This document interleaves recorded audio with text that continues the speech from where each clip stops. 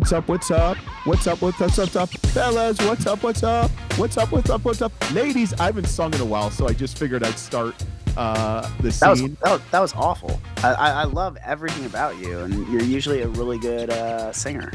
Yeah. It's it's early. It's early in the week, so yeah, it is. It's all good, man. It's all good. So wait, it's Luke Taylor here, the singer, the awful singer. I just got kicked off the Masked Singer. My boy Sam Davidson, Full Court Press Podcast, a college basketball experience. Sammy D, you're always playing with your balls in the intro. Balls. Just feels good to have a basketball in your hands sometimes, you know? Yeah, sometimes, yeah. Some nice leather. I love the feel. Like with the kids I coach, it's like whenever you do an inbound, you gotta slap the ball. Like that's the first thing when we do, slap that ball. Mm-hmm. So what do you think about college basketball? We're seeing a lot of like kind of a shit show in conference play right now. Yeah, I mean, watching some of the games from the past few days, I know we were texting back and forth, and I was like, this is just bananas. What's going on? And I'm just like, and then there was like 3 more upsets later that day. Memphis lost. And I was just like, team. All right, I threw up my hands. I'm like, I quit. I can't do this anymore. Like, this is just wild. Our predictions have sucked. My predictions have sucked. I'm over 500. No, so but what I'm saying, like our conference predictions, that's going to be a shit show. I'm sorry, because I mean, we talked about it. We had the 9,000 episodes over it. I mean, it's like you're throwing darts, right? Like every game, I feel like we're throwing darts. Like who could win? Like we saw the Vermont won their two games, so they're looking good in the America East. Then Memphis lost to UAB. Yeah, I mean, anybody can beat anybody, and it's just it is wild what's happening this year. It's going to be even more crazy come Selection Sunday, because I don't even, if this continues at this pace, like there's going to be like 30 teams on the bubble. Yeah. Like it is. Well, and that's the problem. So now a mid-major team that has done well loses. They lose 3 or 4 games in conference. They lose in the conference final. Now they're on the bubble. What is the selection committee going to do? That's going to be the thing. I mean, you look at like Michigan State. You look at some of these other teams. I mean, you know, DePaul is going to win a conference game. DePaul is going to win a conference game. I don't know who they're going to beat. I'm going to say it right here, and I'm usually wrong when it comes to predictions. DePaul is going to win a conference game. I don't know against who, but they're going to win a conference game. Nope. Now, as much as I would love for that to happen, I don't see it happening this year. Yeah. It's because every single, I think maybe they would have towards the end of the year, like if some players get sat. I don't think anybody's going to sit towards the end of conference play, because every single game matters right now this year. Yeah. Like you could be a 6 seed or you could be a 1 seed. Like who knows? Doesn't matter. Right? Like you just don't know what's going to happen. So every single game left in the Big East is just, I mean, the opposing team is going to want to win that game and play their best players, like get off to a good lead. So we'll see. Yeah. But we've got an interesting episode today. Very fun episode. Yes, we do. All our episodes are fun. They are fun. This one was, I really enjoyed this interview. We had both their leading scorer as well as their head coach from the Western Kentucky Hilltoppers. Is it the Western Kentucky University or is it Western Kentucky University? I think it's just Western Kentucky University. I think the Ohio State's the only one that trademarked that crap. We'll see. But the Hilltoppers 14-6 for the year, 9-0 at home, competing for a Conference USA regular season title as well. We'll be competing for a postseason title as well. We had the coach Steve Lutz, who's got an incredible pedigree. Like when you look at when you look at the programs he coached at and some of the head coaches he coached under as he was developing throughout his career, it's wild. But then you start looking at those rosters that he coached, and it's just like he coached some of the most elite basketball players over the past 15 years. Oh my God. Yeah. Yeah. I mean, even current guys, like he was at Purdue, Zach Edey. I mean, all those guys that are, juniors and seniors. I mean, and he's really, really good pedigree, coached under Matt Doherty, coached under Greg McDermott, coached under Matt Painter. He did a phenomenal job at Texas A&M Corpus Christi, 2-time Southland Conference tournament champions. And I mean, he's really kind of built a nice roster. He actually had some really nice pieces already there with, Yep. with Christian Lander. I remember him at Indiana, and then also Dante Allen, who was, I believe, Mr. Basketball in Kentucky and started at Kentucky. He had Mhm. 30 against Florida International, and he brought in the next guy we're going to talk to too after him is Don McHenry, who Yeah. is Milwaukee's finest. Yeah, I mean, Donnie McHenry, like what he's doing at Western Kentucky in his first year, and like we talk in both of the interviews about the transfer portal and Mm-hmm. how Coach Lutz has really embraced the Yep. transfer portal um, to his advantage. I think he's doing one of the better jobs in it in the country. Mm-hmm. And but Donnie McHenry, his path leading him to Western Kentucky's pretty cool. I mean, Yeah. it's a product of the JUCO system. Yep. And even in high school, I mean, he knows how to get the ball to the hole, knows how to put it in the basket. I mean, he's average like I think his senior year in high school, he averaged 38 points a game. Right? He's averaging 38 points a game. He led the state of Yeah, Wisconsin in scoring, crazy, huh? and he went to Hawaii Hilo, which is even crazier. Mhm. Yeah, but I mean, it seems like he's been very particular and in a good way about like Yep. where he's kind of choosing his path Yep. to get to where he's at, and you want us, and he's a good dude. Yeah. And you just Good you love dude. seeing you love seeing guys like him Good do dude. well, right? I like that you called him a good dude. He is a good dude. He is a Yeah. good dude. So, all right, don't forget to subscribe, rate, review to the Full Court Press podcast. Follow us on Twitter, Instagram, Facebook, and subscribe to our YouTube page. Subscribe to this bad boy if you're watching on YouTube. They say smash the subscribe button, like and comment. Pass it to your, can you do the pass the rock?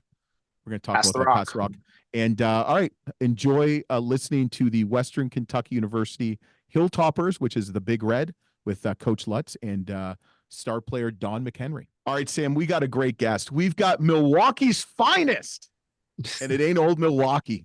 We got Donnie McHenry of the Western Kentucky Hilltoppers. Yes, sir. Don, welcome to the podcast. Thank you. Thank you.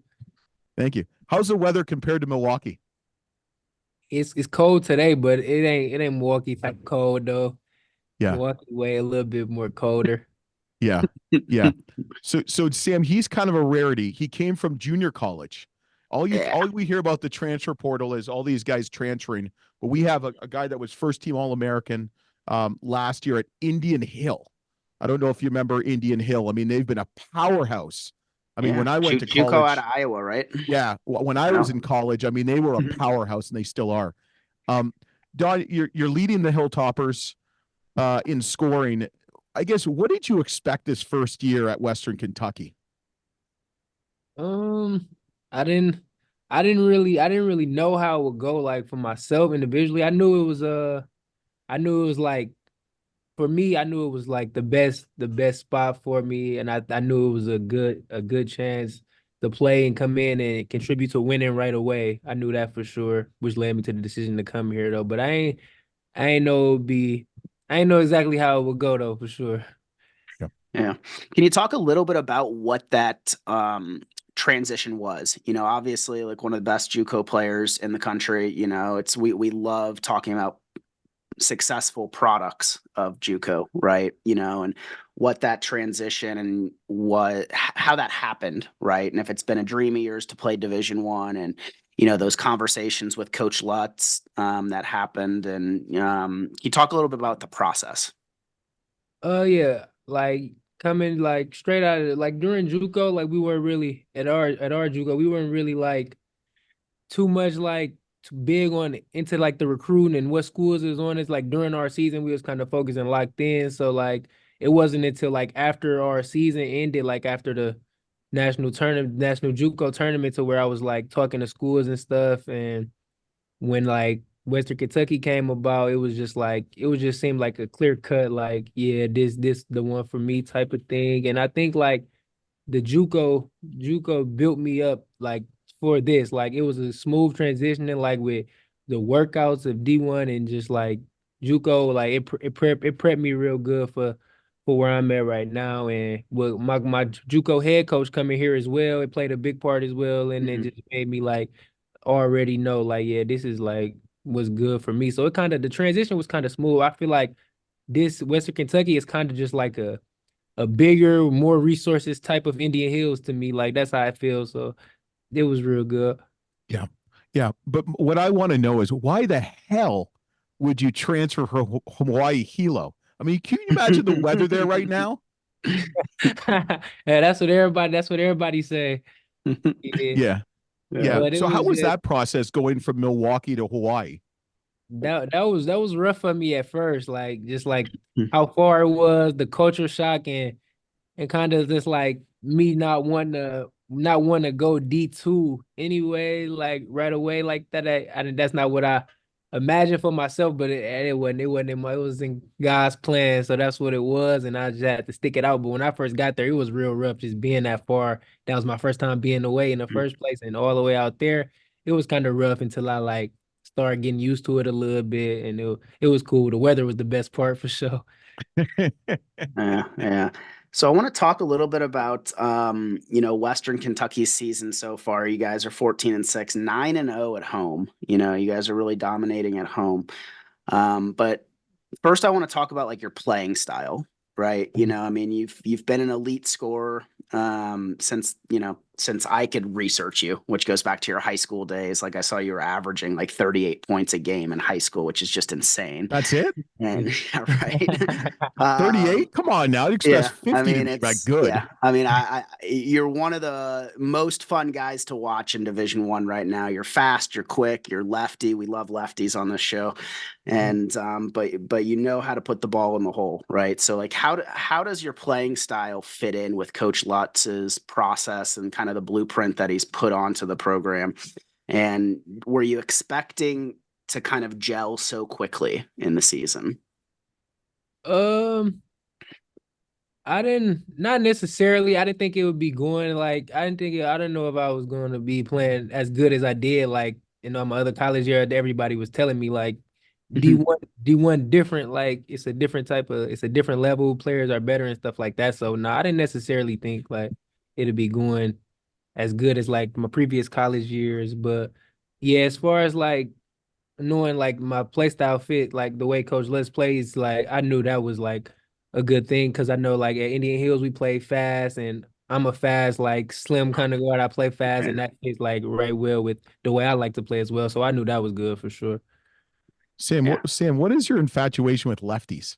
I don't know. I feel like a lot of the players we have interviewed, both like present players that are doing really well, that just we've had some legends on the podcast as well that were like all Americans like 20, 30 years ago. And it's like I just feel like a lot of the guys we have on the show are lefty. I think it shows a lot of the lefty guards, like when you look at the brain, like they're so creative, first of all, because like they like Donnie, he can get to spots on the court like that 9 out of 10 guys in D1 can't get to. And it's like I don't know what it is, but it's he's a lot of fun to watch. So Yeah. Yeah. Yeah, So that. yeah, what I find interesting is you guys are top 50 in the nation in scoring. You're top 35 in the nation in rebounds. You're top 100 in field goal percentage. You're actually you're averaging 19 fouls per game as a team, which is the third highest in conference. Liberty's only averaging 14.3, so we got to work on the fouls here. Don, okay, talk to your teammates. What I find aggressive. interesting, if you go down the roster, you've got guys that have transferred from Brandon Newman, Purdue, Christian Lander, I remember him, Indiana.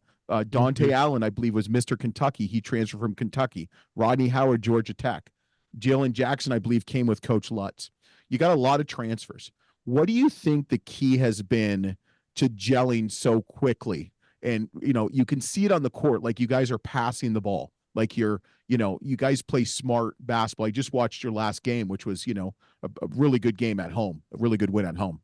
Mm-hmm. I think um it's all buying in and just at this, like you said, it's a lot of transfers, people that been to other places and things like that, and just at this point, just wanting to win and just wanting to be a part of a winning program, a winning team, and stuff like that. And it starts like during the summer, just like playing with each other all the time and being in just like scrimmaging, practicing and stuff like that. I think it just built up like we trust each other and just have fun playing together.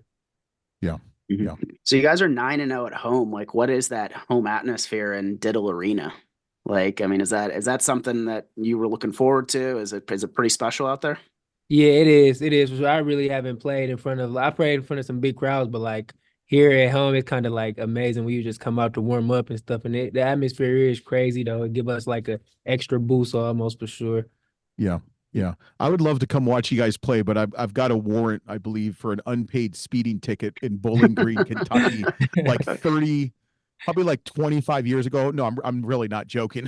I That's had an pretty interview funny. actually at the local TV station as a sports anchor, sports reporter, and I Yeah. was going a little bit too fast. But no, I've watched. It's really been good. What is your kind of take on Conference USA? My take on the conference. Yeah, I what do you feel like? like What do you think? I haven't I haven't played like all the teams in the Right, conference, but right.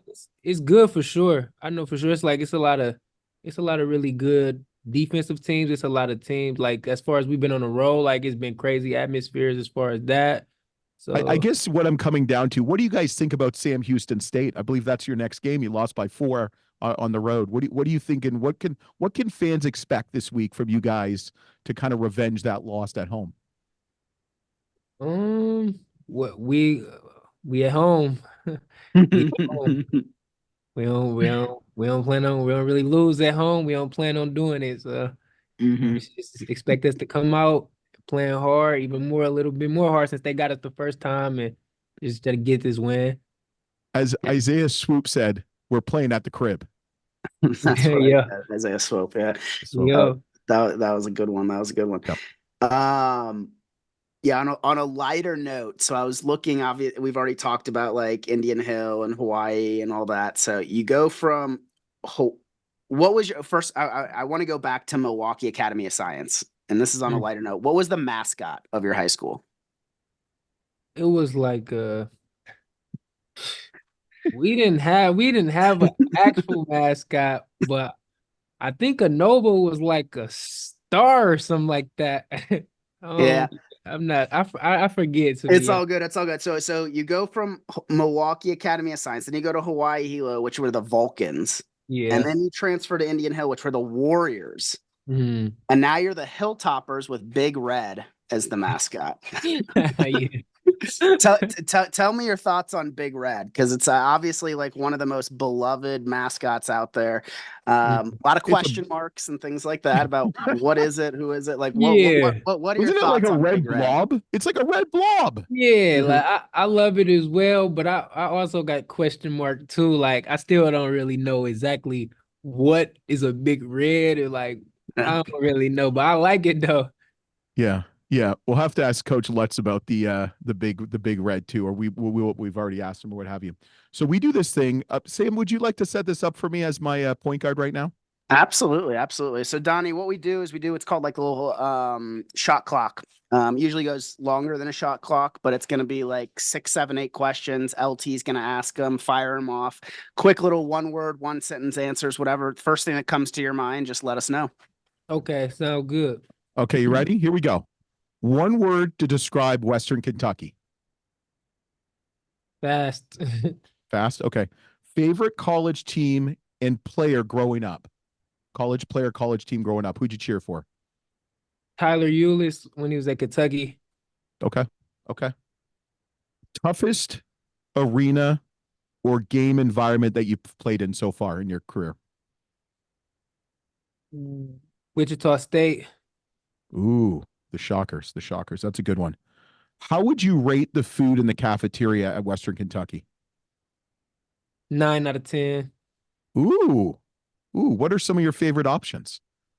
My favorite food is cheeseburgers. That's my go-to I there. hope They're Coach ain't really listen to that good. one. Yeah. Okay. So who is the funniest on the team? Woo. Tyrone Marshall. Okay. Who's the best singer on the team? I'm not sure on that You one. can say yourself too. It's all good. No, I ain't got it. I'm not sure on that All one. right. So that's the first time we've gotten no comment on that one. How about the best dancer on the team? Best dancer. Ooh, J Jack. Okay. Okay. Okay. Okay. Now what about the coaches? Who would you say the funniest coaches on the coaching staff? funniest coach, I'll probably say, dang, a coach is for the most part always serious a lot. I don't know. Um, I'll say Coach Lutz. Okay, because he's probably standing right there. Okay, so who would you say the best singer and dancer of the coaches is if they're always so serious? Is any of them ever singing? Singing. No, I never heard none of them sing. Okay, so your coaches are not very fun, it sounds like. No, they are at times. That's why I said Coach Lutz. 'Cause it's a lot of some things popped in my head, but Okay. Okay. it's them certain times. Yeah, yeah. Okay, so I'm going to make this painless for you. What song or what is your anthem that best describes you? What song? Um, um, my favorite artist, NBA Youngboy. I feel like a lot of his songs I relate to, relate to me, kind of. So, but I don't have a specific one though. I say that's the artist though. Okay. I have no clue who the hell you're talking about, but thank you. You won nothing on the full court press shot clock. Thank you. I'm going to research him though. Okay, for sure. Yes. All right, Sammy, finish it off, baby. Yeah, so Donnie, anything you want to, last question, we'll kind of give you the platform here. If there's anything you want to share to the Hilltopper faithful, the fans, boosters, alumni, student section, any games you guys have circled the rest of the year or anything you want to share with them? No, I ain't got none in particular. Nah. All right. Sounds good. He'll do Thanks, all your man. talk. He'll do all his talking on the court, just like he's done all season. I love it. Yeah. So Thanks, Don. Donnie, we appreciate you, man. Good luck the rest of the season. Thanks, Thank you. bud. Yep. Hey, Sam, we got the head coach of the Hilltoppers. I know you have some questions about what the hell a Hilltopper is in Big Red, but Coach Lutz, you're off to a great season. Welcome to the Full Court Press. Thanks, fellas. I'm happy to be here. Yeah, I guess we'll ask you that at the end if you're really happy or not. But you're in your No, should be happy. Should be happy. I mean, your Hilltoppers are 14-6, 9-0 at home. In the hunt for Conference USA regular season title at the moment. Guys are playing really good basketball. Coming off a win last week against FIU, and you guys put up 105 points. Talk a little bit about your season so far. Is this where you guys expected to be? Yeah, because of the changes in Conference USA, I don't know that I had a gauge where everyone was. Obviously, everybody picked Liberty to win the league early on. I felt like we had enough talent, just kind of being in basketball over, almost 30 years, that we had enough talent to be in the hunt. But when you bring in so many new guys, you never know. Are they going to mesh? Are they going to adhere to what you're trying to build as a program? Are they going to be selfish? Or that, today's transfer portal world is just different. And so someone just entered right now. Is that right? No, I'm joking. Yeah, I mean, I wouldn't doubt it. I mean, you had guys that we recruited a young man who came down to us and whatever, and he chose the school, and he wasn't there maybe a month and a half, and he was already back in the portal, and then he transferred to a Power 5 school and is eligible at Christmas. So you just never know with these days. But nonetheless, my guys have been great, for the most part, and they try to be a team. At the end of the day, they tried to be a team on most nights and have done a good job. So I really don't have any complaints there. Yeah. I mean, you've worked for some really good coaches. I mean, obviously Purdue, we're going to talk about that because I'm Canadian and some guy named Zach Edey's Canadian. Creighton, Greg McDermott. So you went to Texas A&M, Corpus Christi, did a really good job. I guess what really enticed you about Western Kentucky? Like you go from Corpus Christi, which is pretty nice and warm and probably very pleasant right now, to Bowling Green, Ohio, or Bowling Green, Kentucky, sorry. Yeah, no, I mean, I talked to my daughter and my son on their drive to school this morning. It was, 60 degrees and sunny. They were rubbing it in my face because today it's been kind of rainy, but the weather, it's 50, 60 degrees over the weekend, but today it got a little bit chilly. So I miss that. But at the end of the day, I mean, Western Kentucky is a place that has been very good for a long, long time. I mean, the history here is fantastic. The administration is committed to winning. The town, really supports Western Kentucky and specifically, men's basketball. But you start looking at places and you see that, football's won. You see that women's volleyball is fantastic. They've won across the board. So you know in your mind that athletics is important to the university, and they've had sustained excellence. So, it just seemed like a good fit for me. Mm-hmm. Yeah, so you already hit on a little bit about the transfer portal and how it's just kind of wild out there, right? I mean, we have the privilege of talking with a lot of coaches, and there's some mixed feelings. Obviously, there's age related to if they like it or not, or if they know that they just need to adapt, right? Yeah. It is, but it's like, I mean, it seems like you've embraced it, right? And it's whether that was by force or whether it's just kind of part of your mentality as a head coach. I mean, at A&M Corpus Christi, I think you had 10 transfers on the team at one time, or during one off season, right? You took 10 transfers, and then the whole team was built of 12 transfers altogether on the roster, right? So it's we're starting to see that approach now where there's a lot of recruiting.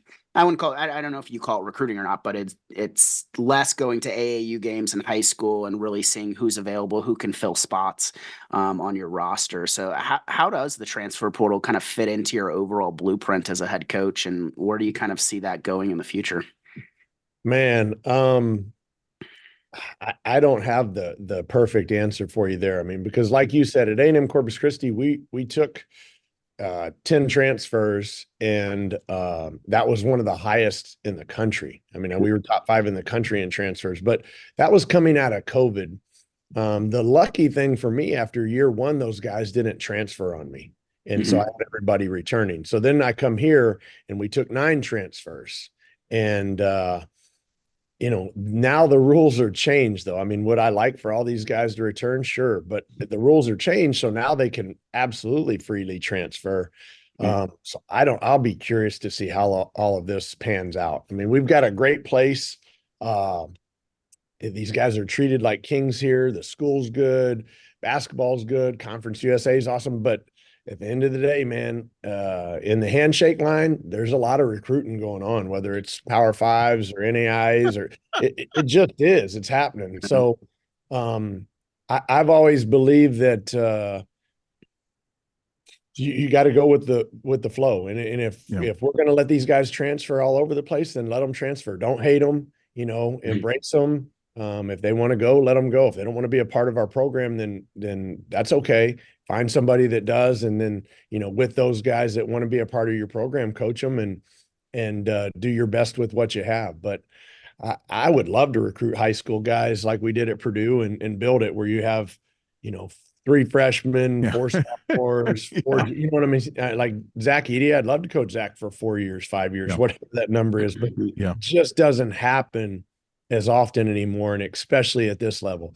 When you're at the Power 5 level and you have a little more NIL money in your pocket, it's a little easier to retain them, right? But here it's tough. Do you think so? I mean, it still is. Most coaches are hired for 5-year contracts. With the kind of the speed that NIL and the transfer portal has gone, do you feel like you have less time to build a program? Like before, you'd get 3-4 years, you get reevaluated. It almost seems like in some of these schools, we won't mention them, but they're getting reevaluated after a year and a half. Yeah, I mean, everything is sped up. I mean, obviously, look at Tony Stubblefield at DePaul. Hey, now. We're both DePaul grads, so we're both DePaul grads. Yeah, no, and obviously I was in the Big East, and I'm Catholic, so I follow all those Jesuit schools and Catholic schools. But he didn't get 5 years, and that's just the world that we live in. And so, but how can you sustain and grow a program at that level? I mean, obviously he was Sam, what was he, 5-3-15? What was he so far this year? I think 3-16 for the year. Something like that. But I mean, you're looking at Kenny Payne right now at Louisville, who's a colleague of yours, and you might know him personally. He was, DePaul was looking at him because of the AD's connections with Kentucky and Kenny Payne. And I mean, the AD came out, 2 weeks ago that they're like, we're not going to fire him. Now, that doesn't mean they're not going to be fired at the end of the season. but I mean, how could you sustain a level of success? Well, I mean, you have to piecemeal it together, right? I Yeah. mean, you have to figure out a couple freshmen and grow them, and then you have to maybe take a junior college player or two, and then you've got to take some transfers. Yeah. At the end of the day, I really do think, though, if you recruit guys that have similar values that you do within your program, I think that it's easier to retain those guys. I just do. Like Don McHenry, he went to Hawaii Hilo during COVID, hated Hawaii. Like, how the heck do you hate Hawaii? But anyways, he goes to Indian Hills and he's great. And now he comes here and he's had success. Yeah. And I believe truly in my heart that Don likes it here and he likes our staff and likes everything. But Coach, you know what he said? He gave the cafeteria food 9 out of 10. That's a good sign. He needs to get back over there a little more often. I need to get him. He says he likes cheeseburgers. 170 pounds. Problem is he likes cheeseburgers and chicken fingers. He needs to eat potatoes and mac and cheese and protein drinks. Yeah, there's an old story about Bob Huggins, and when he was in Cincinnati, there's a player who was smaller, and he would make him eat 2 cheesecakes in the cafeteria every day just to like put some weight on him. But Coach, I want to talk a little about your team, right? The pieces that you did put together during this off season. And I love the win against FIU last week. Again, I already said 105 points. You guys shot the ball only 60 times against their 74 shots, right? And I love that stat that you guys are shooting the ball well. Dante Allen had 30 points, 9 of 11. Rodney Howard and Brandon Newman each had eight rebounds. And then, like you've already said, Donnie, being a court general out there, his leadership, 6 assists, 17 points, 4 rebounds, really filling in some holes there. Is there any players that are surprising you this year? What is your makeup of this team, and what are some of the roles that you're really proud of? Yeah, I mean, obviously we play pretty fast. I mean, we've got the number 1 adjusted tempo in the country, so I play a lot of guys, and that allows all of them to get opportunities to kind of do their thing.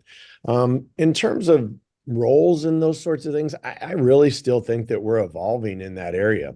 And I've said it, over and over here in town and among people that I know, I think we've got 7, 8, 9 different starters. Now we've taken a little bit of a hit, because Jalen Jackson's done for the year and that gives you 1 less guard. And then last week we didn't have Christian Lander, who was out with concussion, so that makes it a little bit tougher. But then you hang 105 on FIU and you're going, well, that makes no sense. Like we go 0 for 21. Think about this, guys. We go 0 for 21 from the 3 at Wichita State earlier in the year. But if you look at our numbers now, since we got back from that trip in Canada, that tournament, I mean, we're shooting 37, 38% from the 3. And I said that going into the year that I thought, 3-point shooting could be one of our strengths, but we've kind of been like a roller coaster there. And a large part of it is tied with, number 1, because we turn the dang ball over so much. And we've got to shore that up if we're going to be able to contend for a title and go to the tournament. And then secondly, how much we share the ball. Now, when we take good shots and we make extra passes, our numbers skyrocket. Like our assisted basket since we've gotten back from Canada, that number's really, really improved. And that has helped us. But, again, until we start taking care of that basketball, we're gonna kind of have our nights where we're not great. We turned the ball over 20 times against FIU, or 22, and still scored 105 points. Didn't matter. Yeah, no. I mean, I tell our guys, we pulled our conference turnover numbers, and I said, fellas, if we took those turnovers and we scored on half of them, we'd be the number 1 offense in the country. Okay. And I get it. Half of them might be a little lofty. So I said, okay, let's score on a third of those. We would be the 29th rated offense in the country. So I think that our offensive, talent is there. We just we have to stick with what's been good to us, and that's been sharing the basketball, and we've got to eliminate the turnovers. We have to eliminate turnovers. So you're 3-3 in conference. All 3 conference losses have been close. I mean, really close. I think all your 6 losses are by 10 points or less. You play Sam Houston State. You lost to them, I believe, by 4 away.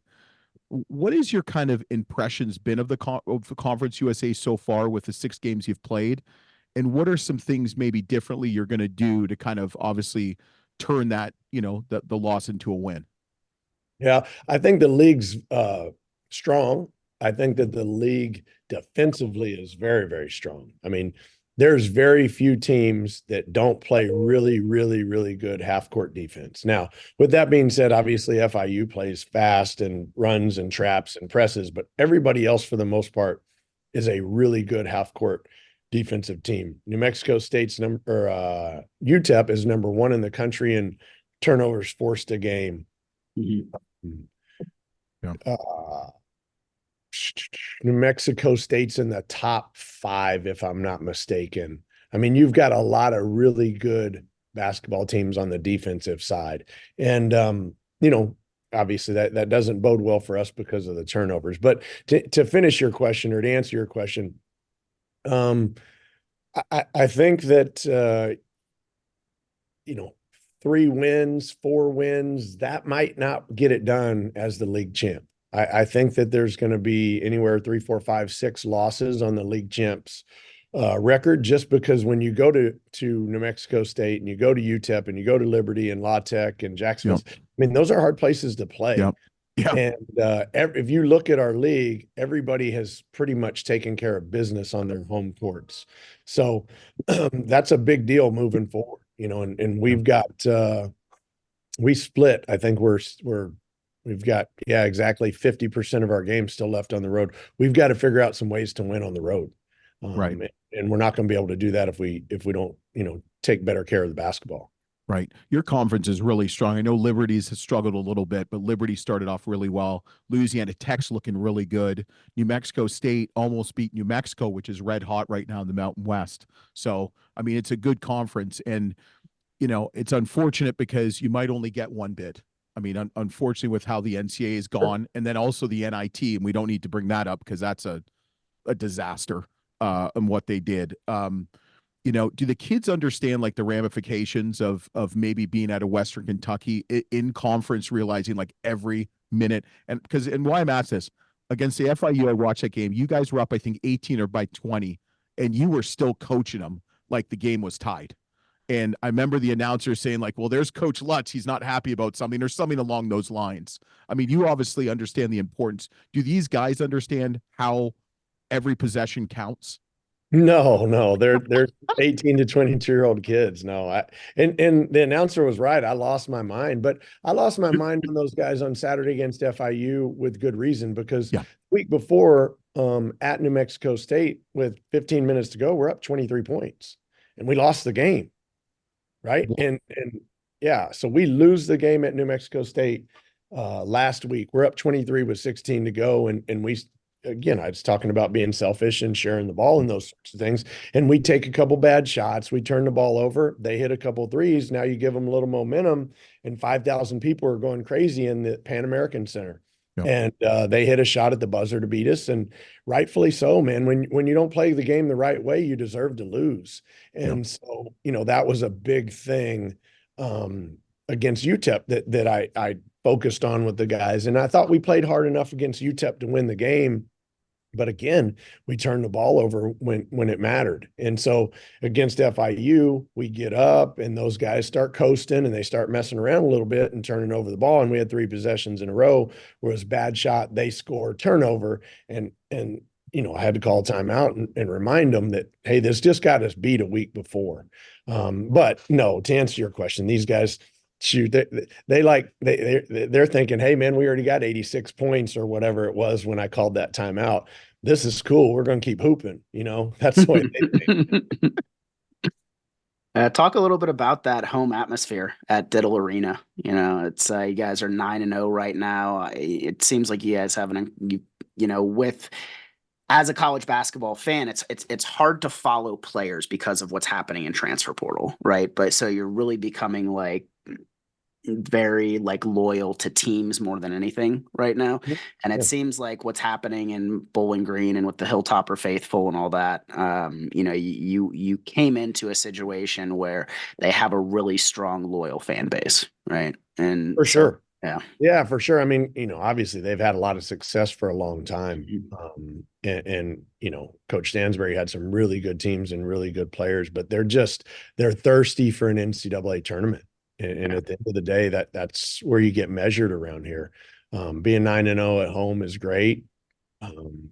Whatever we are, 14-6 is great, but Mhm. ultimately we're going to get measured by, do we make the NCAA tournament? And that's a good measuring stick, right? And that's what we're trying to do, especially, like LT said, in light of the way things are going with the NIT and all that kind of stuff. So, hey, let's be that one bid, right? Let's be that one bid. But Yep. you have to win, and they've said it for years. You have to win your home games, and you have to at least split on the road to win the league in any league that you're in. And thus far, we've taken care of our business at home.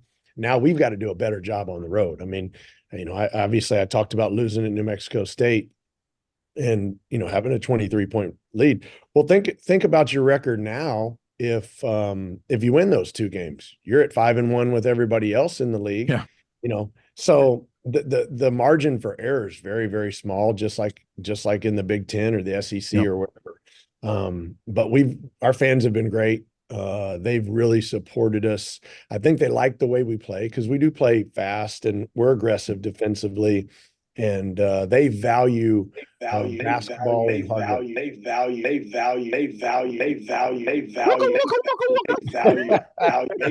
There's your East Coast rap, LT. Plays hard, and it's a lot of fun to watch. And trying to get my camera back up here. Hey, let me ask you, while we're having technical difficulties. That was a good little rap there, a little East Coast rap represent. So you've coached with or under, whatever you want to, some really good coaches. Okay, Matt Doherty at SMU. You're with him with 6 seasons. Coach McDermott, 7 seasons. Purdue, 4 seasons under Coach Painter. What are some of the things you've taken away from them and kind of used in your own recipe for success at both at Corpus Christi and now at Western Kentucky?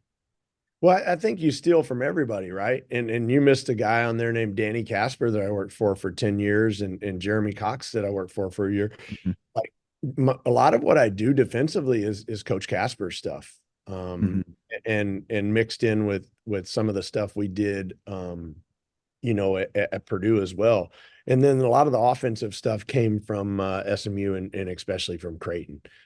So you pick and choose what you like and what fits your personality. To me, one of the biggest mistakes that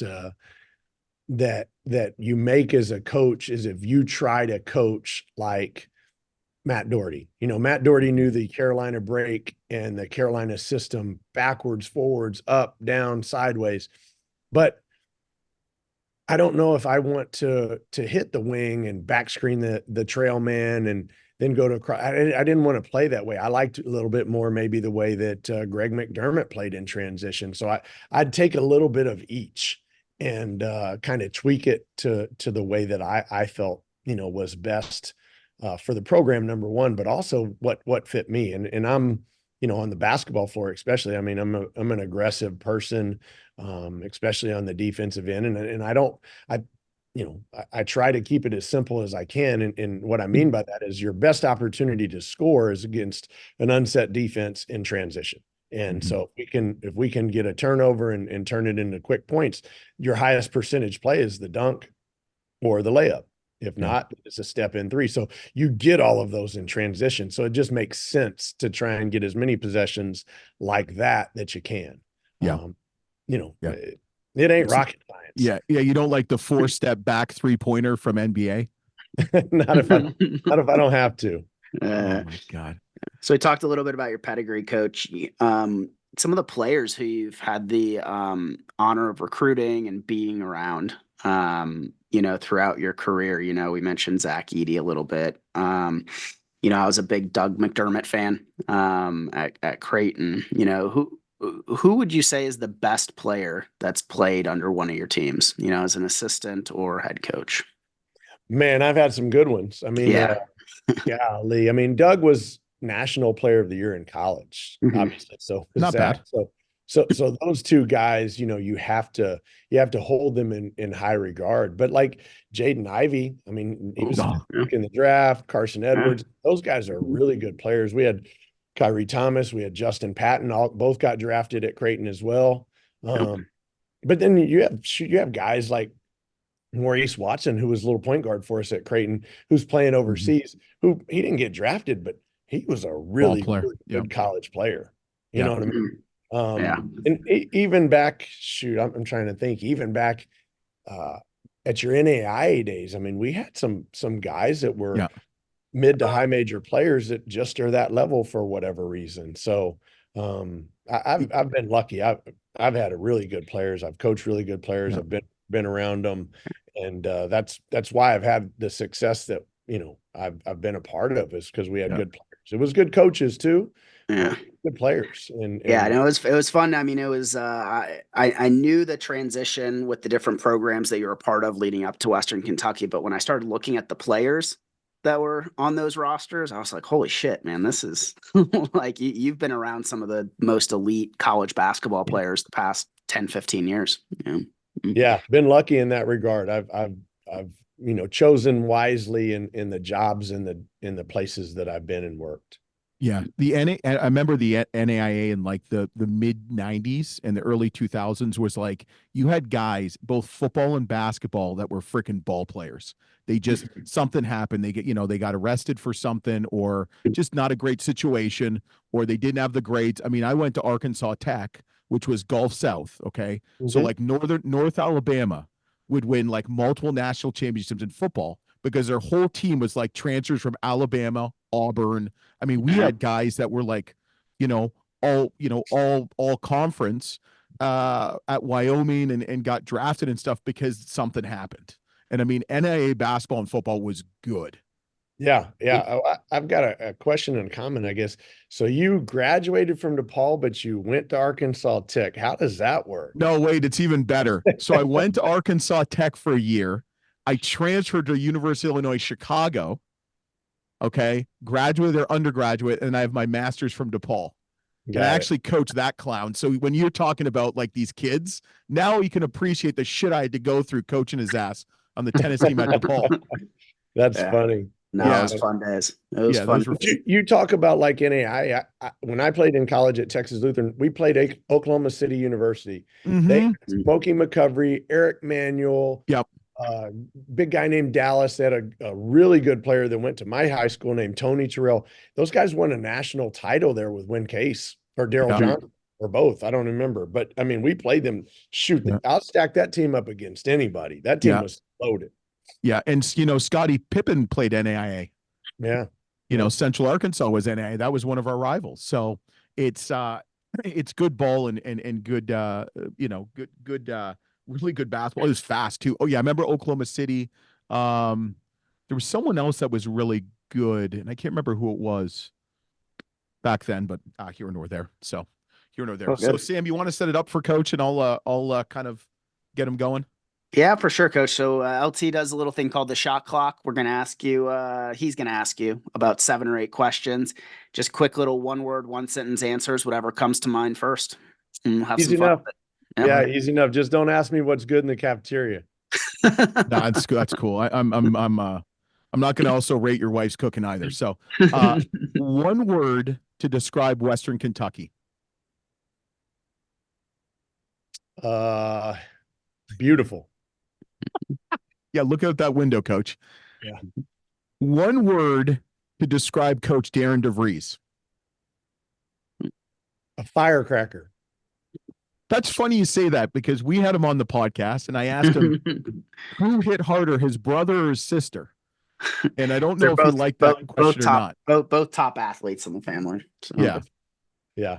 I mean, you know who his brother is, right? Yeah, of course. Yeah. Played the Lions. Yeah. All right. Favorite college team and player growing up? Growing up. Man, I was a big Patrick Ewing fan at Georgetown. Georgetown. Yeah. Um, I would go there. I mean, probably my favorite two teams growing up were Carolina and Georgetown. That's like totally two different For sure. ends of the spectrum. I mean, 100% for sure. But I Have mean, you I ever- remember writing a paper on Carolina and Georgetown playing in the NCAA tournament. I think it was Yeah. championship, and writing a paper on it when I was little. oh my God. Yeah. Did you ever get to meet like Coach Thompson or Patrick Ewing? I met both. Coach Thompson, when I was at Creighton, he would sit at the end of the court. When his son was coaching there. And so a guy named Lynn Gordy on our staff who knew Coach, he introduced me to him. And I mean, the man has one of the largest hands I've ever shaken in my life. I just finished this book probably about a month ago, which was very good. It's very long, but it's very good. That's Yeah. right. You were at Creighton when Creighton moved into the Big East, right? Yeah. So we were in the Missouri Valley, and then Doug transitioned us into the Big East his senior year when he was player of the year. Yeah. What was that like during a conference realignment in a program? It was wild. Yeah. Obviously in the Missouri Valley, Wichita State was really good then. We were good. Missouri State was pretty good. But, I mean, at the end of the day, you're going from one league to another. And we were fortunate to we sat out 3 players. We sat out Maurice Watson, Cole Huff, and Marcus Foster. All 3 of them. We sat them out to help us transition into the Big East. Marcus was from K-State, Cole was from Nevada, and Maurice was from Boston U, actually. But all 3 really good players. And then we had, Justin Patton, Kyrie Thomas, and those guys there who ended up being NBA players as well. And that helped us. But at the end of the day, Doug was player of the year, and it carried us and gave us national recognition and validity and juice when you walked into the Big East. Yeah. We actually, when we were at DePaul together, we were in Conference USA, and we went to the Big East. And I remember we're going into the Big East, and it's like, yeah, I don't know about this one. I hear you, brother. There were some nights like that too. We got beat one night pretty good at Villanova. And you're just like, golly. But then, it's so crazy. Basketball is just so crazy. The next year we play Villanova and we hit 21 threes on them. And it was like a video game. They had no chance. Jay Wright's just over there sitting on his bench, shaking his head. Like, what do you do? Like, what do you do? Yeah. It's called funny game, man. Funny game. Yeah. It very much is. I remember, what was it? It was, we had Coach Travis Steele, to go back to Patrick Ewing, and he was obviously at Xavier, and he said he never wanted to stand next to or near Patrick Ewing in the Big East coaches photo. I bet he's smart on his part. It's funny, when I was at Purdue, we had a guy on our staff named Brandon Brantley, and Brandon works with all the big guys, played at Purdue, great guy. But I used to always tell him he had a crush on Big Pat, because he'd see Big Pat on the road and want to go holler at him and talk to him and take pictures with him. And he's like, "Nah, dude, when I was growing up, Big Pat was the man." I'm like, "I understand, but I ain't over there taking his picture." That's my high school coach is a guy by the name of Mark Daly, and he played at Boston University. And his college coach was Coach Jarvis, who coached Patrick Ewing in high school.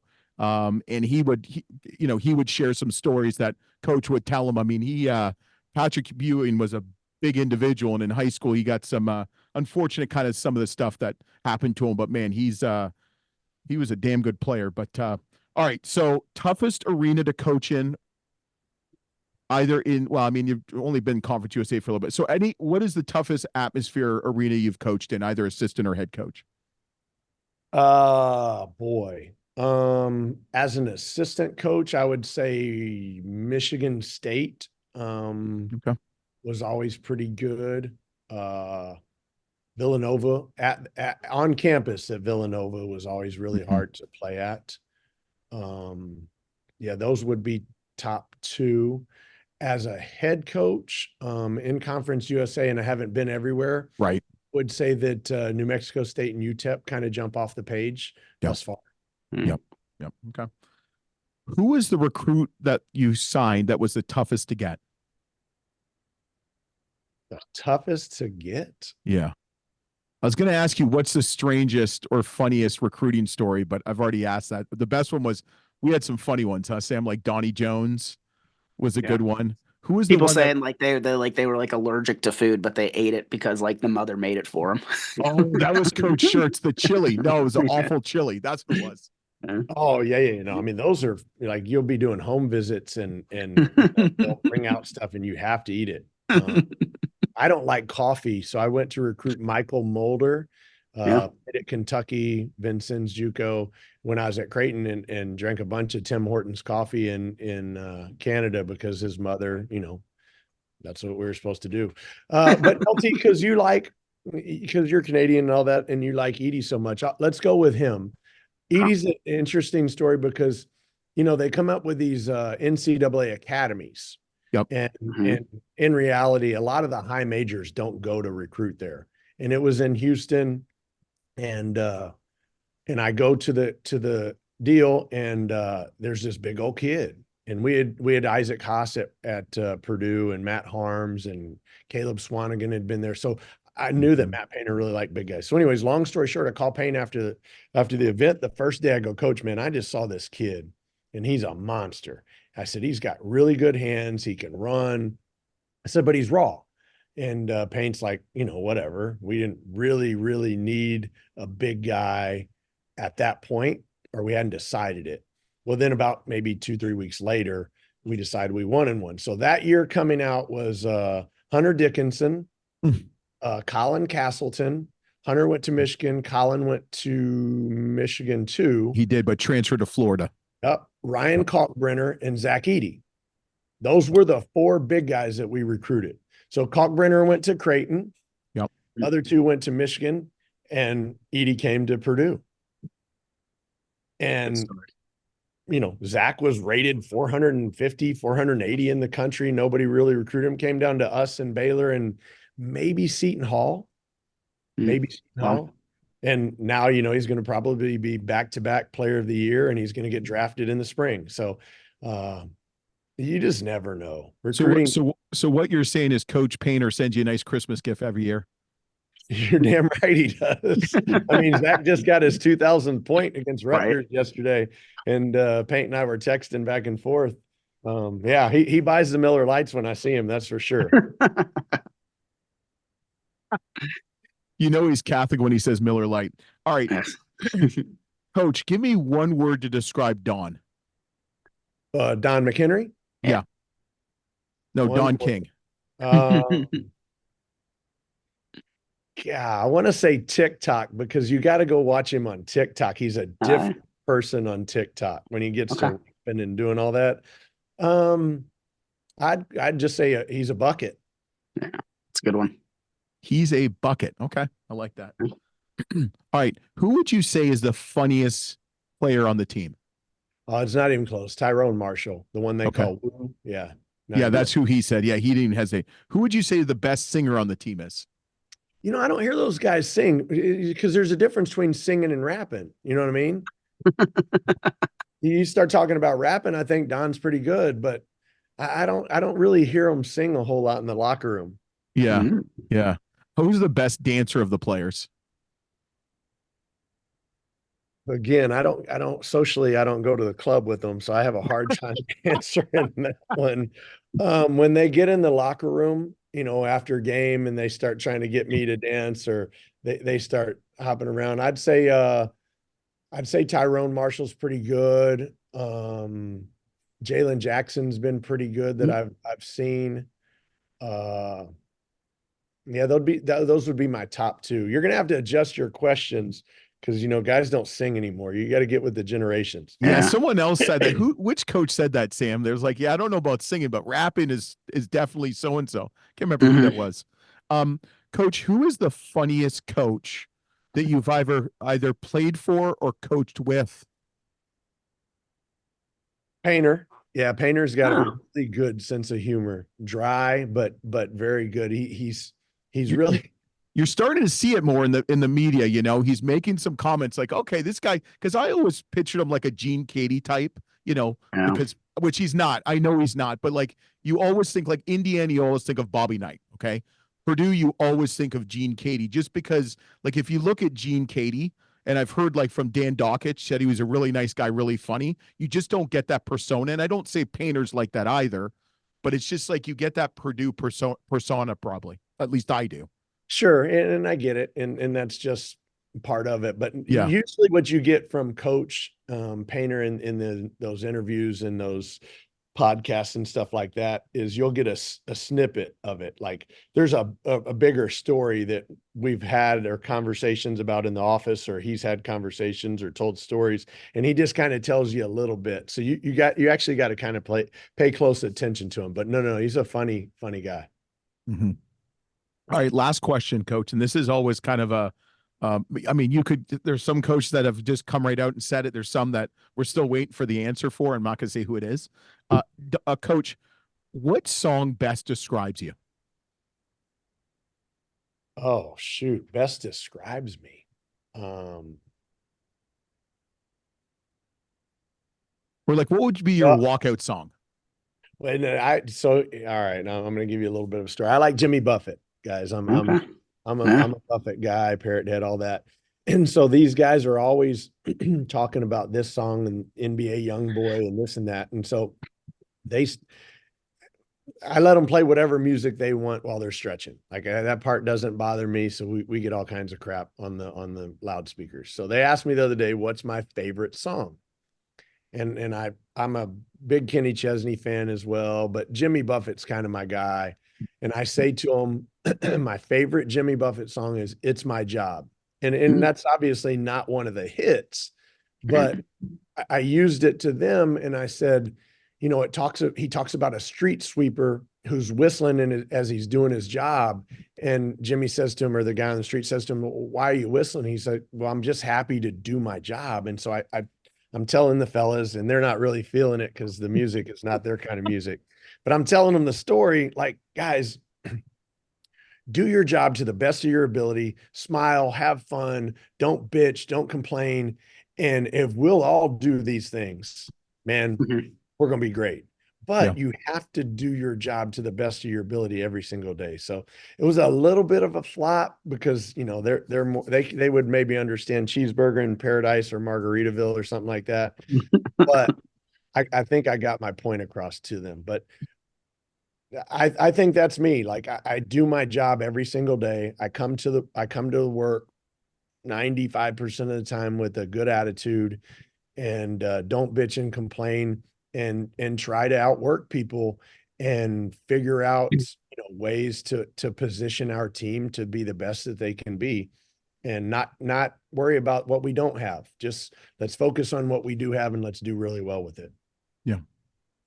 All right. You won nothing. You got nothing. So, you know, hopefully you looked yourself. You know what you need to do is you need to figure out, maybe talk to your Seth Patrick or something like that, or one of the people in the media thing, is to try to like remix that song with like one of the hot hits that they would appreciate. I think it'd be a win-win. You might not love the beat as much, but at least you'd love the words and they might feel it. The story. I'm just saying, I got ideas, Coach. No, I got you. But I mean, I was able to recover a little bit. And I told him Eminem 20 years to life. Yeah. I'm like, guys, you keep telling me you want to be coaches and this and that. I go, that's a good comparison song for coaches right there. Yeah. Yeah, that's a good one. All right, the different ways you have to relate to players these days, right? Yeah. It's all good. No, the only question I have, then we're going to let you go, Coach, is through this first season over at Western Kentucky, give me your thoughts on Big Red. It's scary. Some days Big Red's scary. I'm not going to lie to you, because you turn around and all of a sudden you got this big red blob and you're like, whoa, what's going on here? So I understand what those little kids, 6, 8, 10 years old, sometimes they're scared of him. But I like Big Red. I mean, he's unique, right? Everybody has a mascot in this crazy business we're in, but he's unique. He gets a lot of juice in pub when the NCAA, has their videos and commercials and stuff like that, as he should. Yeah. I still don't know what the hell it is, but I mean, it is 2024 and you can be whatever you want, right? Yes, you can. Yes, that's right. We appreciate you, Coach. Thanks, Coach. We really appreciate it, man. Best of luck. We'll be watching you. Yeah, good luck. Sounds good, guys. I appreciate you. Awesome, All man. right, Thanks, take care. Coach. I still don't know what the hell the Big Red is. Big Red is just the mascot. It's not. It sounds like it's like the boogeyman. It kind of like is that's kind of a good comparison. Yeah. You know. Yeah. That was fun. Yeah, with both of them, huh? Fun. Yeah. Separately. No, like both. I said, I good mean, dudes.